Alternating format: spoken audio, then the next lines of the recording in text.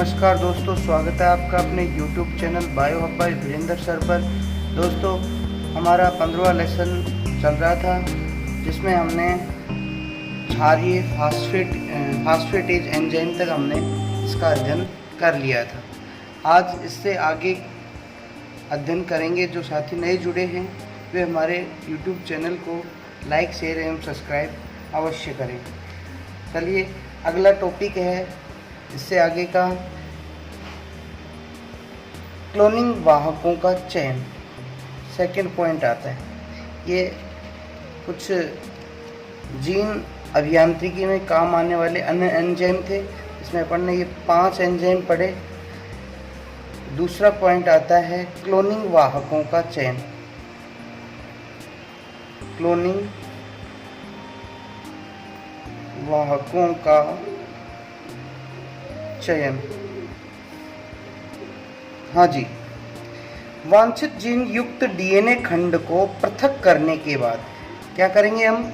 Endonuclease enzyme के द्वारा DNA खंडों को काट लेंगे। डीएनए के को खंडों के अंदर काट लेते हैं।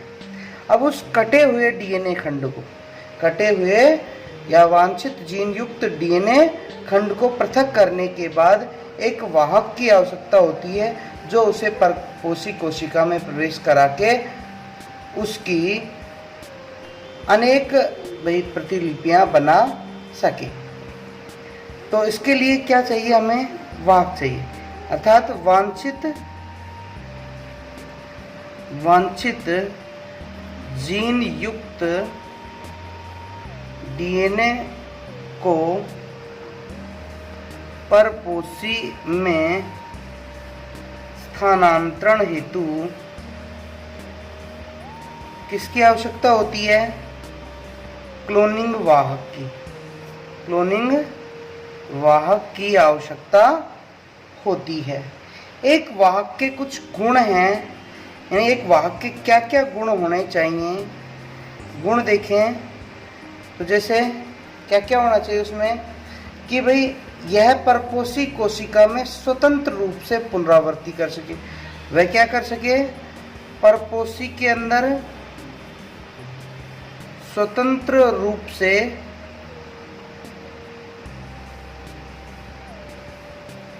पुनरावृत्ति कर सके।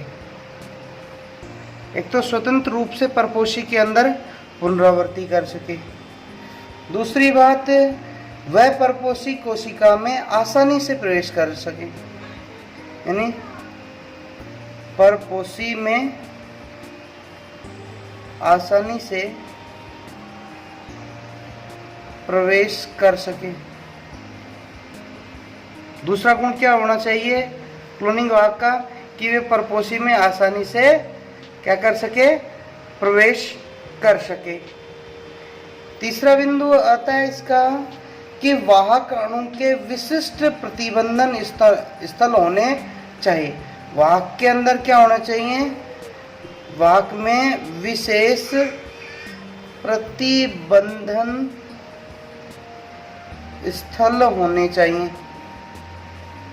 स्थल होने चाहिए जिनको रिस्ट्रिक्शन एंजाइम भाई किससे? विजातीय डीएनए से जोड़ सके। जहां विजातीय डीएनए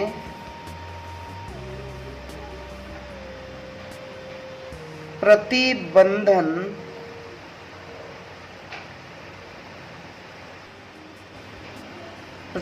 एंजाइमों द्वारा जुड़ सके।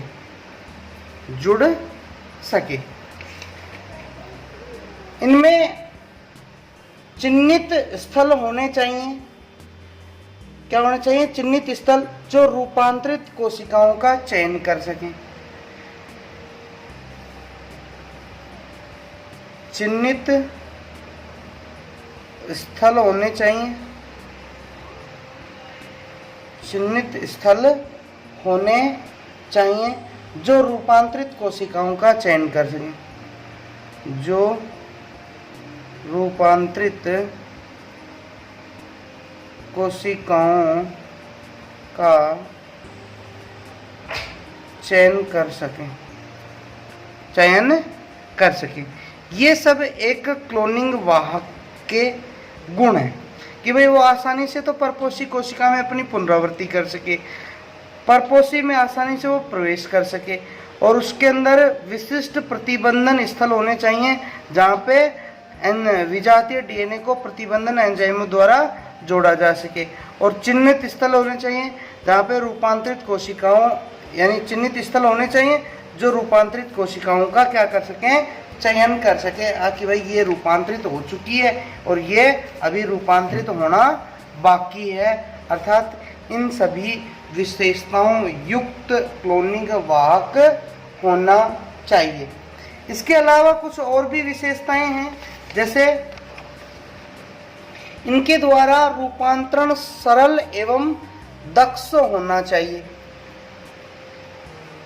अगर हम नेक्स्ट देखें, रूपांतरण सरल एवं दक्ष होना चाहिए,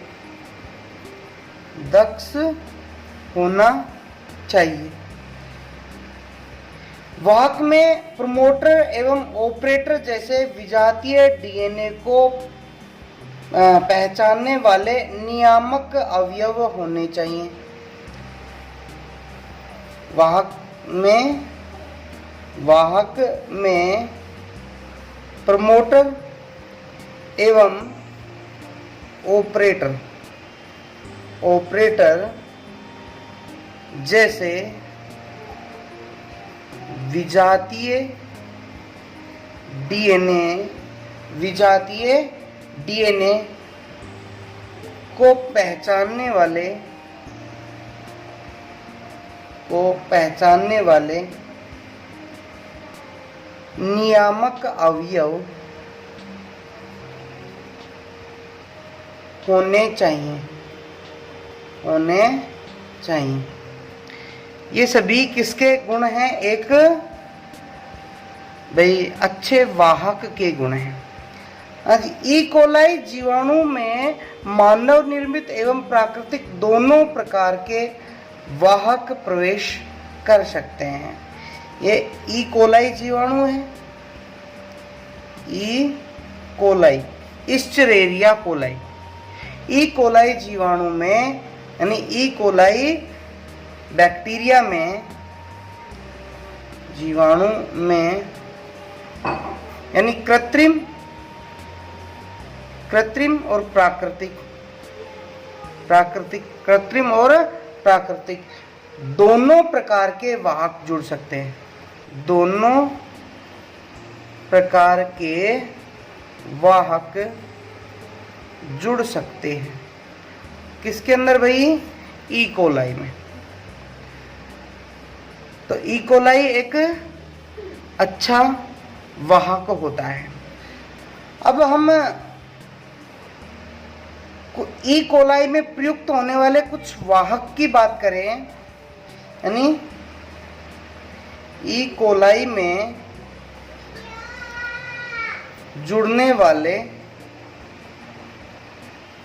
यानी ई कोलाई जीवाणु के अंदर कृत्रिम और प्राकृतिक दोनों प्रकार के वाहक जुड़ सकते हैं। तो ई कोलाई में जुड़ने वाले कुछ वाहक हैं जिनको हम आगे पढ़ रहे हैं। पहला आता है प्लाज्मिड। क्या आता है? प्लाज्मिड। क्या आते हैं? प्लाज्मिड। प्लाज्मिड की जो खोज है, इनकी खोज लेडरबर्ग ने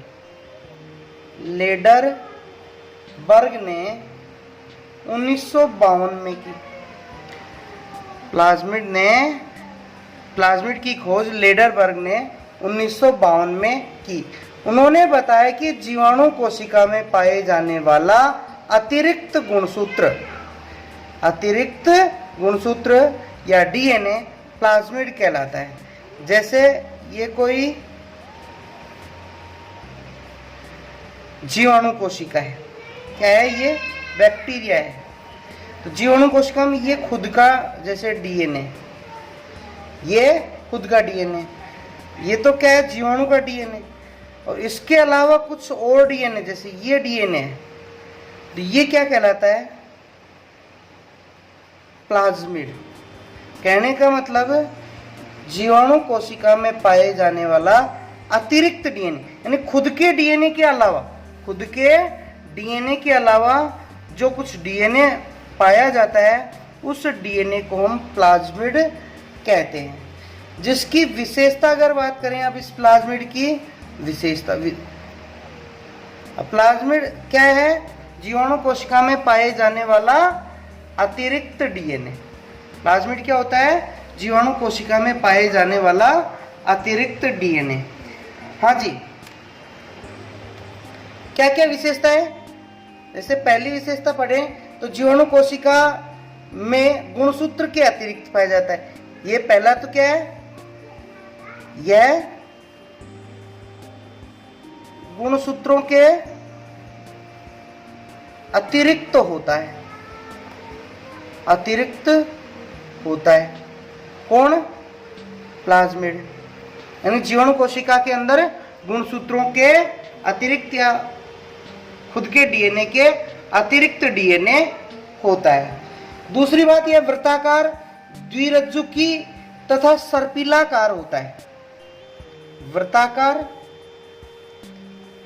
द्विरज्जुकी और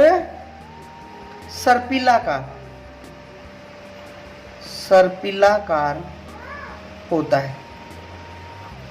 कहने का मतलब है ये कैसा है? जैसे अपन देखें इसकी संरचना की बात,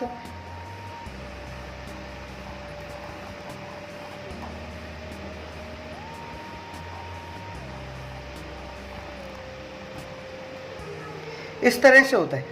वृत्ताकार हो गया, दो लड़ियां हो गई, वृत्ताकार यानी दोनों प्रारंभिक और अंतिम सिरे। जैसे ये रेखाकार है, इसका पहला सिरा है, ये दूसरा सिरा है, ये दोनों आपस में जुड़ जाएं तो क्या हो जाता है? वृत्ताकार। तो ये वृत्ताकार होते हैं। कैसे होते हैं? वृत्ताकार। डबल स्टैंडर्ड यानी द्विरज्जुकी, और सर्पिलाकार यानी सर्प की तरह एक दूसरे से लिपटे रहते हैं। दोनों लड़ियां एक दूसरे के ऊपर लिपटी रहती है। ये अपनी स्वतंत्र पुनरावृत्ति कर सकते हैं, यानी ये क्या कर सकते हैं? स्वतंत्र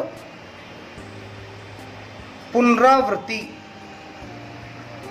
कर सकते हैं, यानी इनकी पुनरावृत्ति अपने आप हो जाती है, ये खुद कर सकते हैं स्वतंत्र रूप से, किसी अन्य कारक की आवश्यकता नहीं होती। ये जीवाणु की वृद्धि और जीवन चक्र को प्रभावित नहीं करते, यानी जीवाणु की वृद्धि एवं जीवन चक्र को प्रभावित नहीं करते। कौन है? प्लाज्मिड। इनमें विशिष्ट प्रतिबंधन स्थल पाए जाते हैं। इनमें विशेष प्रतिबंधन स्थल होते हैं जहां विजातीय डीएनए को जोड़ा जा सकता है। विजातीय डीएनए को जोड़ा जा सकता है। इनमें चिन्हित स्थल पाए जाते हैं। चिन्हित स्थल होते हैं। चिन्हित स्थल क्या करते हैं भाई? अभी आई थी बात कि वाहक मतलब जो चिन्हित स्थल होते हैं वे क्या करते हैं भाई?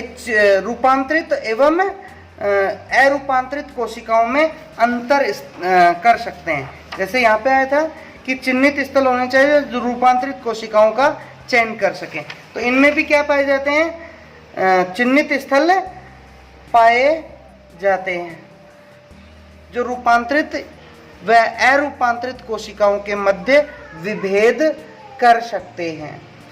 प्लाज्मिड में 3 जीन से लेकर 1000 जीन तक हो सकती हैं। प्लाज्मिड में 3 से 1000 तक जीन पाई जा सकती है। ये क्या है प्लाज्मिड की विशेषता, दोबारा से समझ लो। प्लाज्मिड की खोज लेडरबर्ग ने 1952 में की। प्लाज्मिड जीवाणु कोशिकाओं के अंदर पाए जाने वाला अतिरिक्त डीएनए या गुणसूत्र होता है। प्लाज्मिड जीवाणु कोशिका में पाए जाने वाला अतिरिक्त डीएनए या गुणसूत्र, ये तो खुद का डीएनए होगा, स्वयं का डीएनए, यानी जीवाणु का स्वयं का डीएनए हो गया। और स्वयं के डीएनए के अतिरिक्त पाए जाने वाला जो डीएनए है उसे हम क्या कहते हैं, प्लाज्मिड। प्लाज्मिड क्या है भाई, अगर इसकी विशेषता देखें, ये गुणसूत्रों के यानी खुद के गुणसूत्रों के अलग होता है। इसका जो आकार होता है वृत्ताकार, द्विरज्जुकी और सर्पिलाकार होता है। ये अपनी स्वतंत्र पुनरावृत्ति कर सकता है। यह जीवाणु की वृद्धि और जीवन चक्र को प्रभावित नहीं करता है। इसमें विशेष प्रकार के प्रतिबंधन स्थल पाए जाते हैं जहाँ पे विजातीय डीएनए को हम जोड़ सकते हैं। इसके अलावा इसमें भाई चिन्हित स्थल पाए जाते हैं। और प्लाज्मिड के अंदर 3 से लेकर के 1000 तक जीन हो सकती हैं। सर्वाधिक काम में आने वाला जो प्लाज्मिड है, सर्वाधिक काम में आने वाला जो प्लाज्मिड है, अगर आपसे कोई पूछे एग्जाम्पल के रूप में कि सर्वाधिक काम में आने वाला प्लाज्मिड कौन है, तो सर्वाधिक काम में आने वाला प्लाज्मिड PBr 322 है। प्लाज्मिड कौन सा है, PBr 322। अब प्लाज्मिड ये PBr 322 की हम संरचना की बात करते हैं। कई बार ये प्रश्न पूछता है PBr 322 की संरचना को समझाइए। हाँ जी, ये PBr 322 में PBr 322 की संरचना, अगर हम बात करें PBr 322 की,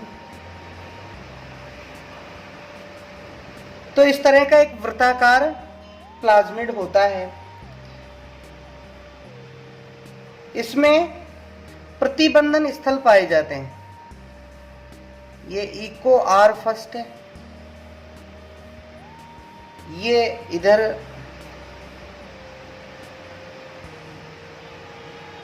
BAM H फर्स्ट है,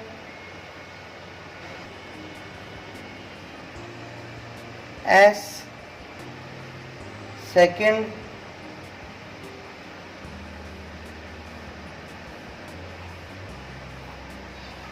PVU सेकेंड,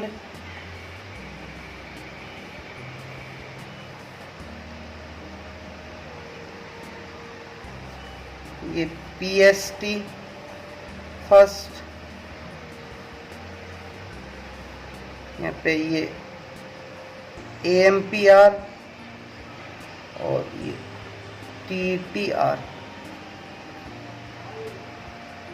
इस तरह की PBr 322 की संरचना होती है।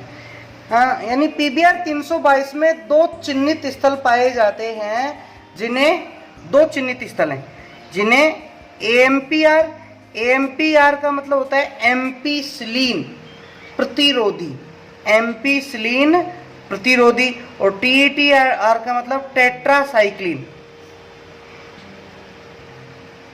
एम्पीसिलीन, और TT का मतलब होता है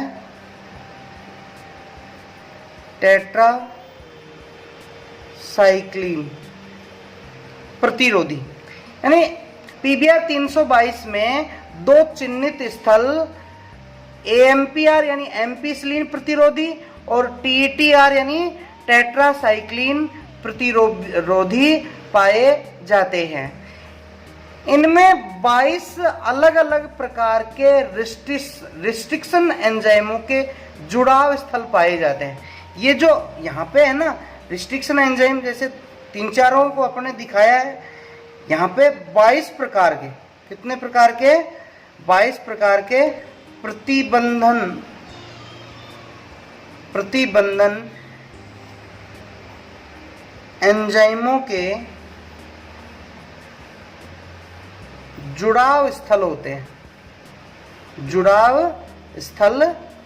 हैं। किसमें? PBR 322 के अंदर, सॉरी 12 प्रकार के जुड़ाव स्थल पाए जाते हैं। विजातीय डीएनए खंड को TTR व AMPR के मध्य जोड़ा जाता है, यानी एम्पिसिलिन और टेट्रासाइक्लिन के मध्य में विजातीय डीएनए को जोड़ा जाता है। प्लाज्मिड में वांछित जीन के निवेश के लिए सबसे पहले रिस्ट्रिक्शन एंजाइमों द्वारा प्लाज्मिड को काटकर रेखिक किया जाता है। सबसे पहले क्या किया जाता है? इस प्लाज्मिड को नया डीएनए, जैसे इस प्लाज्मिड के साथ में कोई ये डीएनए खंड हमें जोड़ना है, ये डीएनए खंड है जिसको हमें जोड़ना है। तो सबसे पहले प्लाज्मिड में ये डीएनए खंड जोड़ने के लिए क्या किया जाएगा? रिस्ट्रिक्शन एंजाइमों द्वारा इसको काट करके पहले तो रेखिक बनाया जाता है। काट करके क्या किया जाता है? रेखिक बनाया जाता है। इसके बाद दोनों सिरों को जोड़ते हुए अब ये क्या करेंगे? इसके साथ ये जुड़ गया विजातीय डीएनए, जैसे ये विजातीय डीएनए जुड़ गए। अब इन दोनों सिरों को ऐसे जोड़ देंगे। हाँ जी, जोड़ते हुए प्लाज्मिड बीच में लगभग 5 से 10 kb का वांछित डीएनए खंड क्या कर देते हैं? जोड़ देते हैं। जैसे ये 5 से 10 kb यानी किलो बेस kb का वांछित डीएनए खंड जोड़ देते हैं। दोबारा से समझिए, PBR 322 के अंदर एम्पिसिलिन और टेट्रासाइक्लिन दो क्या पाए जाते हैं? चिन्हित स्थल पाए जाते हैं, एम्पिसिलिन और टेट्रासाइक्लिन। इसमें 12 प्रकार के अलग अलग प्रतिबंधन एंजाइमों के जुड़ाव स्थल पाए जाते हैं। विजातीय डीएनए खंड को ये एम्पिसिलिन प्रतिरोधी व टेट्रासाइक्लिन प्रतिरोधी के मध्य जोड़ा जाता है। वांछित डीएनए खंड को जोड़ने के लिए पहले प्रतिबंधन एंजाइम की सहायता से वाहक प्लाज्मिड को वृत्ताकार से रेखिक बनाया जाता है, और फिर इसके दोनों सिरों को जोड़ते हुए इनके बीच में 5 से 10 kb का विजातीय डीएनए खंड जोड़ दिया जाता है। विजातीय डीएनए खंड जोड़ देते हैं। हाँ जी, ये PBR 322 की संरचना के बारे में भाई हो गया। द्विगुणन की स्थिति के अनुसार अतिरिक्त गुणसूत्रीय संरचना को प्लाज्मिड अथवा अधिकाय कहते हैं। स्वतंत्र रूप से द्विगुणन करने वाली संरचना को प्लाज्मिड तथा जीवाणु के मुख्य गुणसूत्र के साथ जुड़कर द्विगुणन करने वाली संरचना क्या कहलाती है? अधिकाय कहलाती है। क्या कहलाती है? अधिकाय कहते हैं। अगर आपसे पूछे अधिकाय किसे कहते हैं? अधिकाय, तो आप क्या कहोगे कि द्विगुणन की स्थिति के अनुसार, किसके अनुसार? द्विगुणन की स्थिति के अनुसार अतिरिक्त गुणसूत्रीय संरचना को, अतिरिक्त भाई द्विगुणन होगा, अब द्विगुणन की जो भाई स्थिति बनेगी उसमें अतिरिक्त गुणसूत्रीय संरचना को हम क्या कहेंगे? प्लाज्मिड या अधिकाय कहते हैं। हाँ जी, दूसरे ये तो हो गए हमारे ई कोलाई से जुड़ने वाला पहला वाहक प्लाज्मिड। अब नेक्स्ट लेते हैं, नेक्स्ट प्रकार का, दूसरे प्रकार का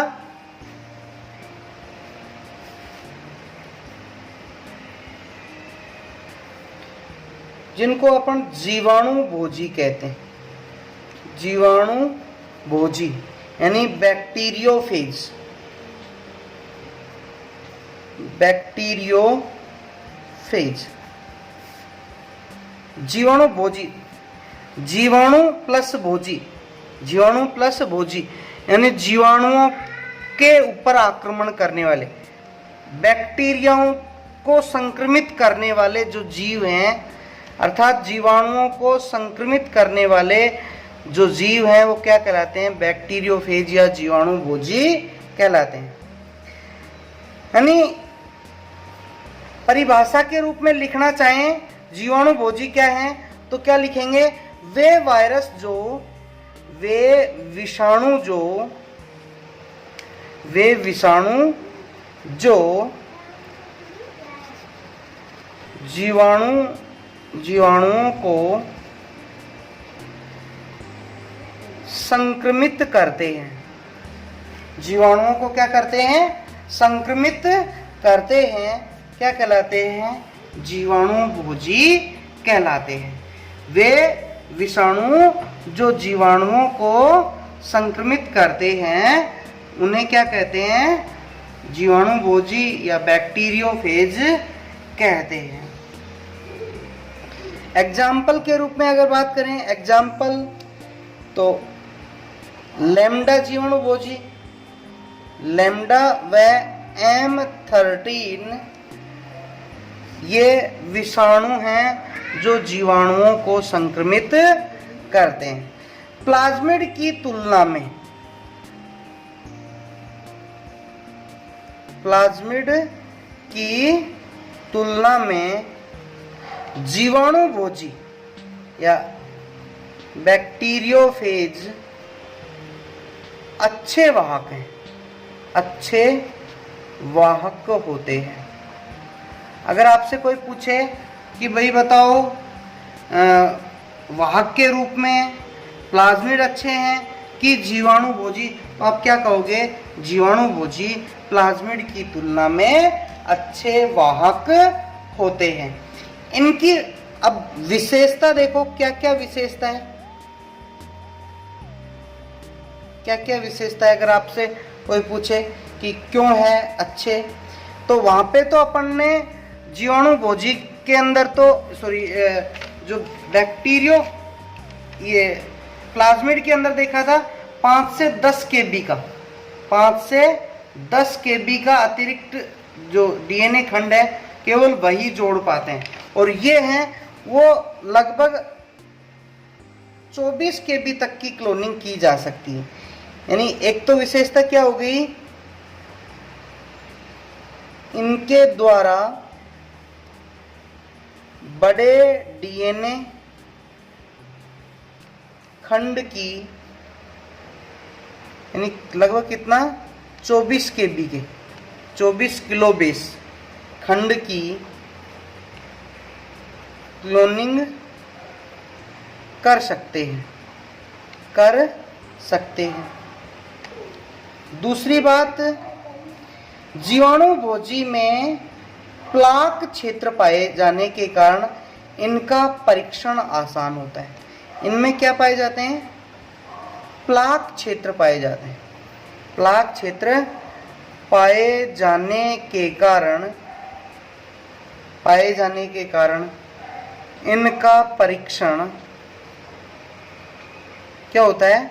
आसान होता है, आसान होता है। अर्थात ये आसानी से इनका परीक्षण करके हम ये देख सकते हैं कि भाई क्लोनिंग हुई है या नहीं हुई और कितनी % क्लोनिंग हो चुकी है। अगर लैम्डा जीवाणु भोजी का महत्व और M13 जीवाणु भोजी का महत्व हम की बात करें कि लैम्डा और M13 में से अच्छा कौन है, तो आप क्या कहोगे? लैम्डा जीवाणु भोजी M13 जीवाणु भोजी से अधिक महत्वपूर्ण होता है। लैम्डा जीवाणु भोजी M13 से, लैम्डा जीवाणु भोजी M13 से अधिक महत्वपूर्ण है, अधिक महत्वपूर्ण है। क्यों है? यानी इसकी विशेषता पढ़े तो किसकी? लैम्डा की। किसकी है ये? लैम्डा की विशेषता। इसमें यह जो लैम्डा जीवाणुभोजी है यह ई कोलाई का जीवाणुभोजी। एक तो ये क्या है? यह ई कोलाई का जीवाणुभोजी है, यानी ई कोलाई के अंदर गुणन कर सकता है। इसमें रेखिक व द्विरुज्जुकीय डीएनए पाया जाता है, यानी रेखिक व द्विरुज्जुकीय डीएनए होता है। यानी डीएनए कैसा होता है? ऐसे रेखिक होता है और द्विरुज्जुकीय होता है। ऐसे रेखिक और द्विरुज्जुकीय डीएनए पाया जाता है। किसके अंदर? लैम्डा के अंदर। तीसरा, यह जीवाणुभोजी के अनावश्यक भाग को हटाकर विजातीय डीएनए का बड़ा भाग जोड़ सकता है। यानी यह जीवाणुभोजी का अनावश्यक भाग हटाकर विजातीय डीएनए का बड़ा भाग जोड़ सकता है। इसलिए लैम्डा जीवाणुभोजी M13 जीवाणुभोजी से अधिक महत्वपूर्ण होता है।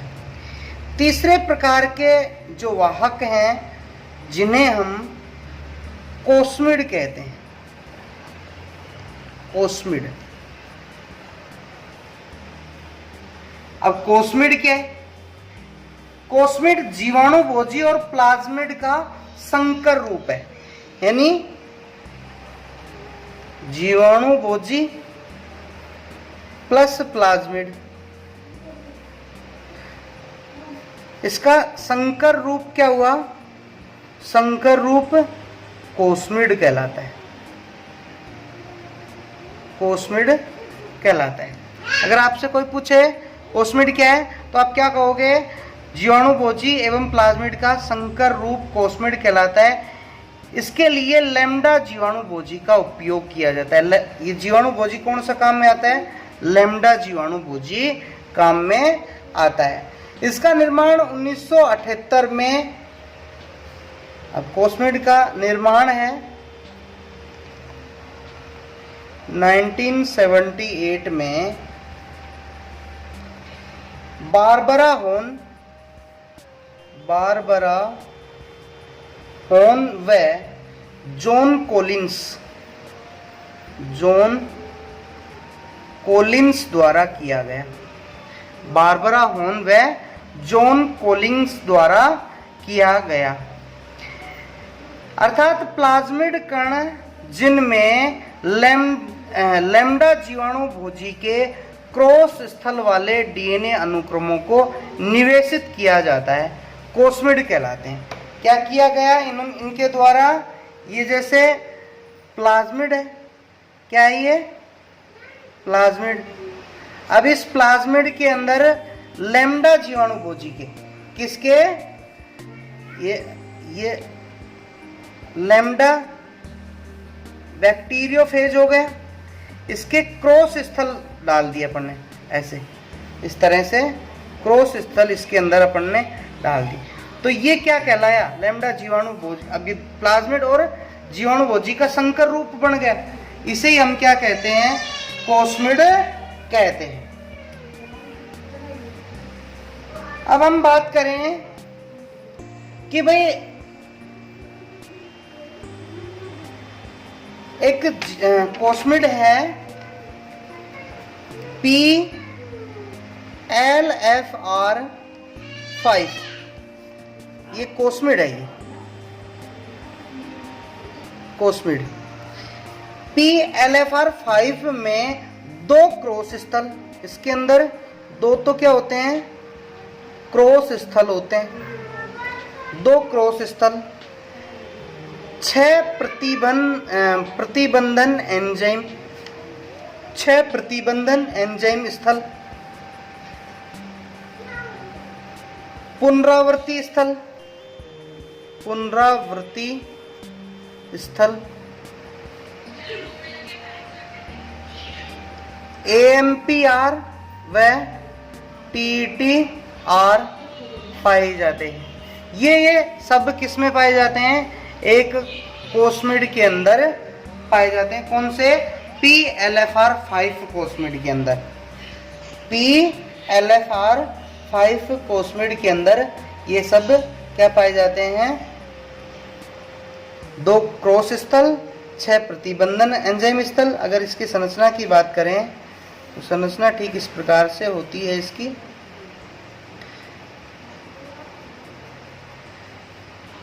ये AMPR है, इधर ये TTR होता है,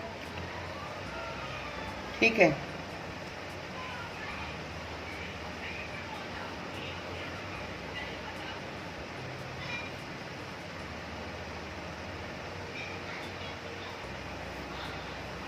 ये पुनरावर्ती स्थल हो गए,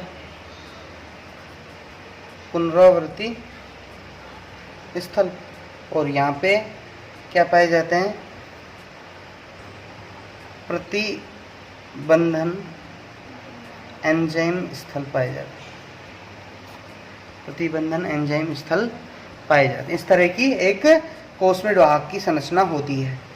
प्लाज्मिड जीवाणुभोजी एवं कोस्मिड के अलावा कुछ अन्य वाहक भी इसके अंदर जीन अभियांत्रिकी में काम आते हैं, जिनको अपन कहते हैं। इनके अलावा 3 तो अपन ने पढ़ लिए, क्या क्या? प्लाज्मिड, जीवाणुभोजी और कोस्मिड। इनके अलावा कुछ हैं जिनको अपन फोजमिड, सटल वाहक, ट्रांसपोजोन,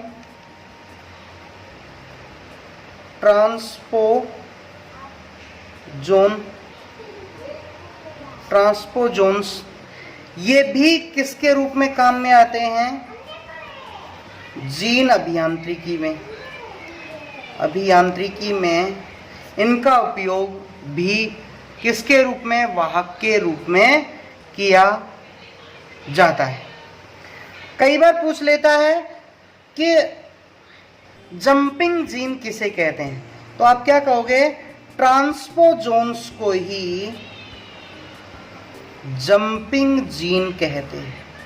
ट्रांसपोजोन को ही हम क्या कहते हैं? जंपिंग जीन कहते हैं। ट्रांसपोजोन को ही क्या कहा जाता है?